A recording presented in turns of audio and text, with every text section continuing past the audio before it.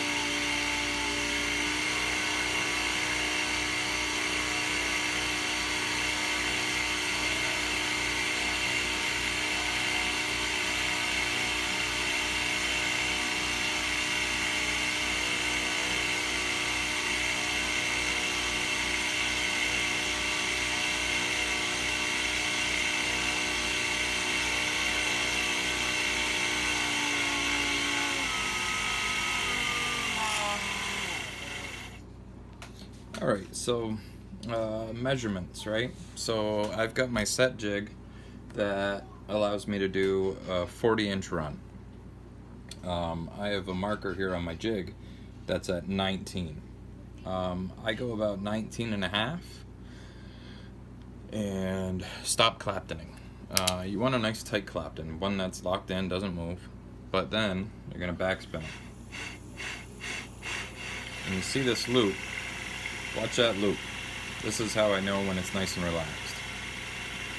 That loop turns down in a downward position. I go just a little bit longer, let it go. From here, I don't cut it yet. Take it, and I stretch that all the way to my swivel. Then simply bring it back, let it relax, snip it off, nice and close. The reason you're going to cut it as close as you can to the Clapton is because you don't want the two of them to intersect or get stuck together when you're fusing it. From here, I'm not going to cut it off my swivel because I'm going to keep this one on.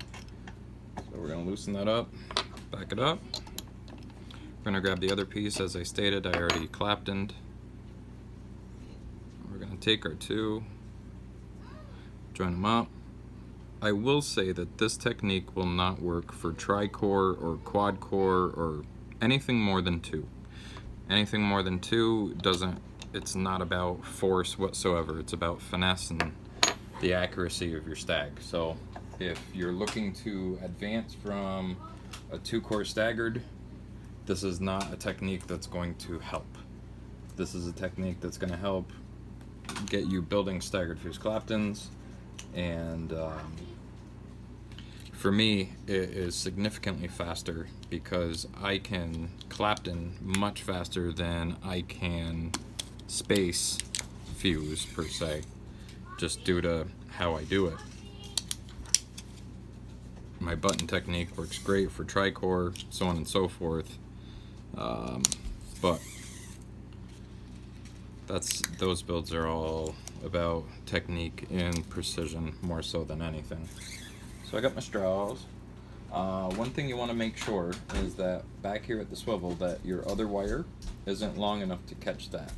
Otherwise, it'll hang up and they'll start to spin together and you'll have issues.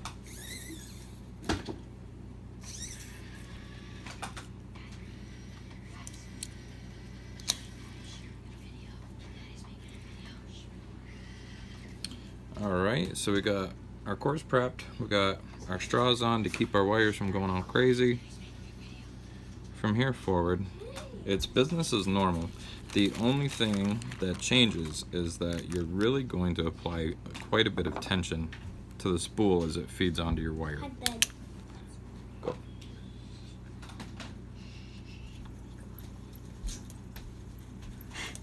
From here, it gets started into the channel, and you would then follow your Clapton just the same as you would if you were doing a traditional space fused, just applying more tension on the spool.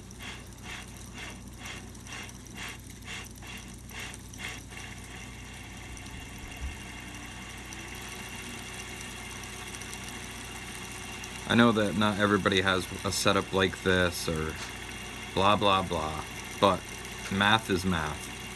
You figure out what you normally build for a shot of wire and just work those numbers and make it consistent. If you're capable of doing a 2-foot shot using a drill and a traditional swivel, start out at 12 inches of Clapton, stretch it like I showed you, and give it a go.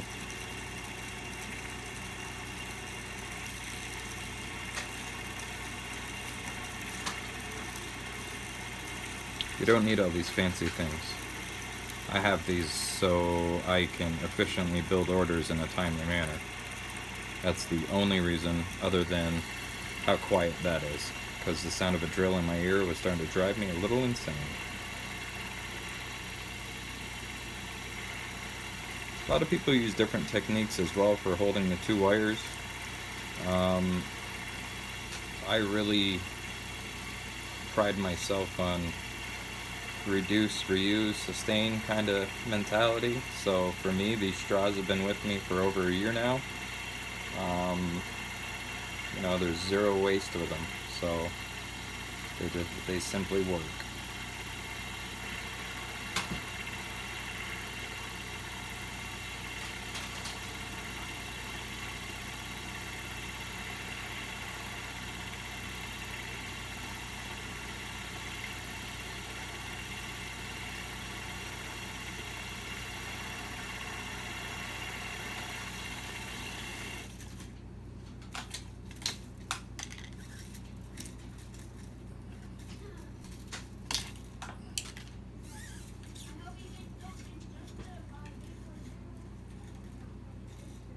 Anybody who hasn't seen my straw technique, I'll show you how I just popped them off the end of the swivel here in just a second.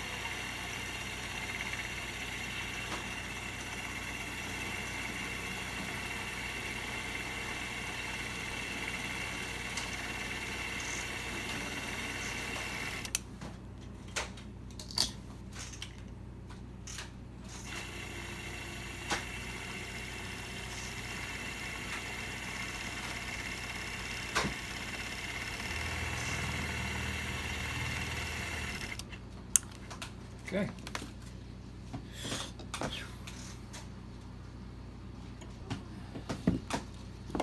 .40-inch shot, right to the swivel. 19.5-inch Clapton, right to the end.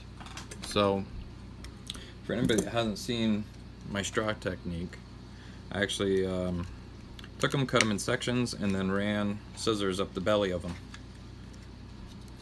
In doing so, it splits so that you can put it over your wire.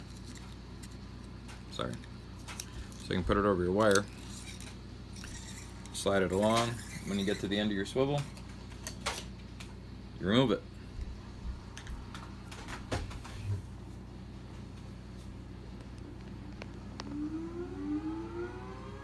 So now we got this twist. Everybody gets intimidated with the twist.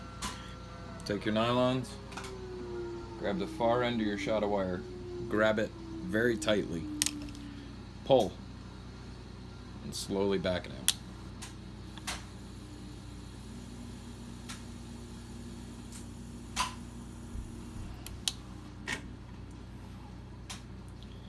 Little cat and mouse game.